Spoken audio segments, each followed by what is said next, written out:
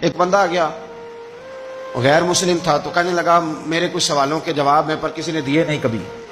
تو جب اس نے آ کے بہت بڑا دعویٰ کیا کہ اگر کوئی میرے سوال کا جواب دے تو میں مان جاؤں، تو پھر مسلمانوں نے کہا کہ نہیں، تو نے بڑا ہی دعویٰ کر دیا، تو شے ہی کوئی نہیں.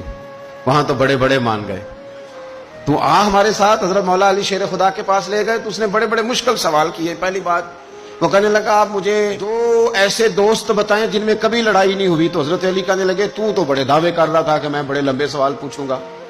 وہ دو دوست جن میں کبھی لڑائی نہیں ہوئی وہ جسم اور روح ہیں بھی کٹھے ساتھ رہتے، دوست بھی ہیں، پر کبھی آپس میں لڑائی، بڑے بڑے گناہ کرتا ہے جسم پر روح ناراض نہیں ہوتی، وہ ساتھ ہی رہتی ہے.